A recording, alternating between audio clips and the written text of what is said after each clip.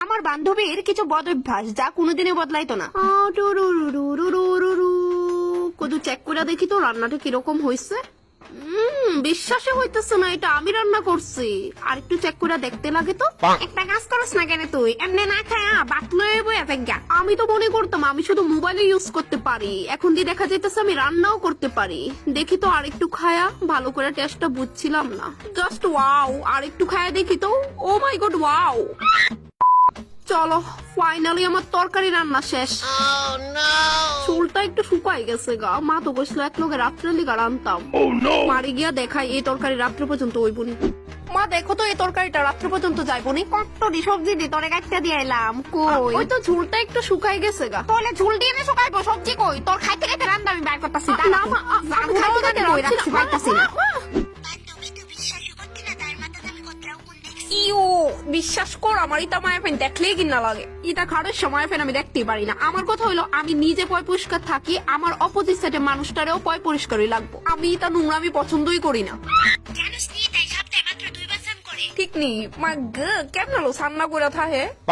আমি ডেলি সান করি ডেলি। ইতা শীতমিত মানি না আমি। এই দাঁড়া দাঁড়া মা ডাকতেছে। হ্যাঁ মা কও।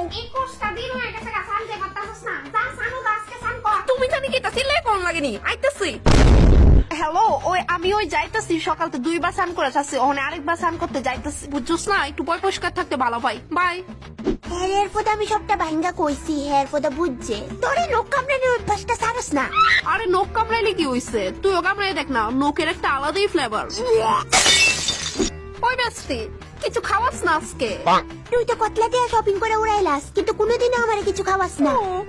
আমি এতই গরিব যে তোরে একটা বিস্কুট খাওয়ানোর মতো অবস্থাতে নাই। কিপটামির একটা লিমিট রাইস।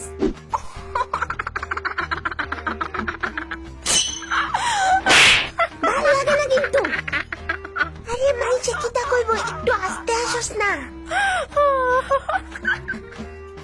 এই পরীক্ষা যে আমি কেমনে পাস করুম, আমি পুরা ফেল। বিশ্বাস কর আমার কাছে জানোস নি একটা সাজেশনও নাই কেমনে যে পরীক্ষাটা দিমু ইডুই ভাবতাছি। কইতে সাজেশন আনম কসে পুলিশে মায়েরা সাদা ড্রেস পরে বয়ে রইছে। কই সাদা ড্রেস পরেন না মায়ের হোস তুই? আস্তে কো। কই আমি আস্তে কইস না, ইডা হের এক্স গার্লফ্রেন্ড শুনা লাইবো। ওই দেখ বয়ে যে রইছে। ও এই যে ইডা বয়ে যে রইছে ন।